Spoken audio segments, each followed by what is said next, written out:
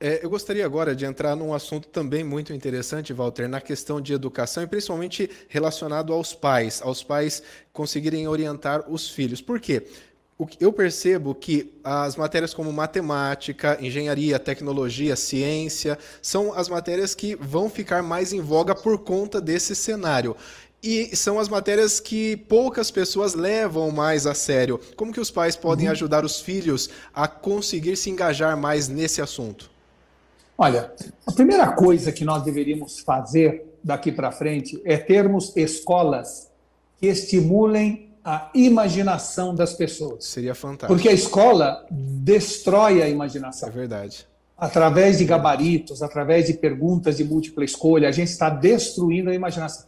Nós todos nascemos com a imaginação como se fosse um aplicativo no nosso celular. E a gente aciona, quando criança, esse aplicativo o tempo inteiro.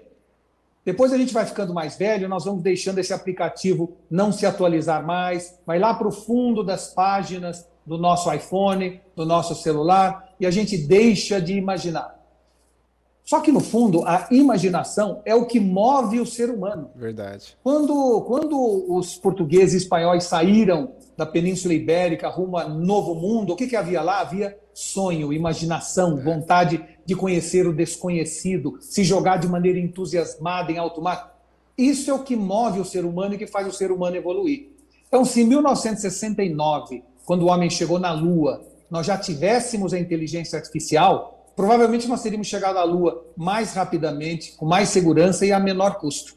Mas nenhuma inteligência artificial teria imaginado ou sonhado ir à Lua. Verdade. Isto é que é o lado humano. E é isso que nós devemos preservar no ser humano, estimular no ser humano. Então, a imaginação, ela surge quando a gente nasce e depois a gente vai aos poucos deixando ela de lado. Nós precisamos estimular o sonho, a imaginação, a criatividade, porque é aí que é o campo do humano para complementar o campo automático da inteligência artificial. E os pais, se não tiverem nas escolas essa capacidade de estimular a imaginação, devem fazê-lo em casa, Sim. devem fazê-lo o tempo inteiro. Uma das coisas que mais estimula a imaginação é a leitura. Sim, verdade. Diferentemente do filme, onde tudo que eu vejo alguém já criou, o processo de leitura é um processo de coautoria. Quando eu leio um livro, eu estou criando aquele livro na minha cabeça junto com o autor. Verdade.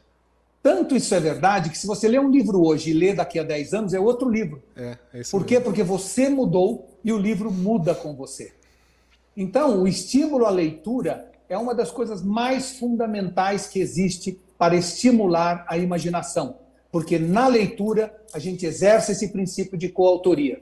Outra coisa importante, muita gente está achando que nós não precisamos colocar na nossa cabeça aquele mundo de informação que punhamos antes, porque agora está tudo no Google e quando eu precisar está lá, Verdade. atualizado e condensado já para Só mim. pesquisar. Isso é verdade, ou seja, quando eu precisar de alguma coisa, está no Google. Só que tem uma coisa, quando eu não embarco aquilo tudo na minha cabeça, meus neurônios não fazem sinapse. Sim.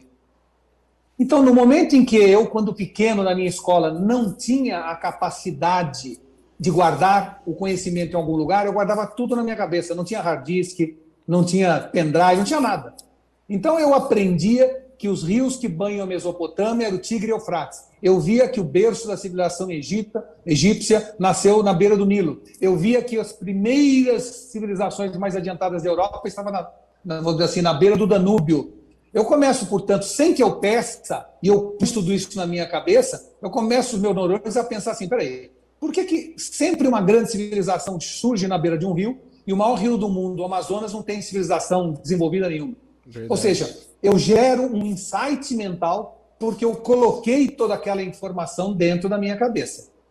Na hora em que eu não coloco tudo isso na minha cabeça, porque agora está no Google, sem dúvida, no Google tem 1000 vezes mais informação do que eu conseguiria colocar na minha cabeça. Só que lá não faz sinapse. E nós estamos entrando numa fase preocupante de indigência cognitiva das pessoas por falta de referência interna. Ou seja, a gente está precisando, para gerar inferências cerebrais, cada vez mais referências externas.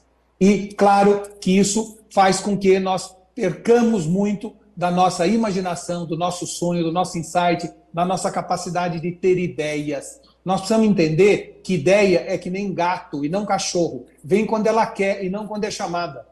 Ou seja, não adianta eu querer ter uma ideia se eu não tiver conhecimento embarcado na minha cabeça. Eu não serei criativo, eu não terei imaginação. Então, é fundamental para que eu um dia imagine estar jantando com a Cleópatra.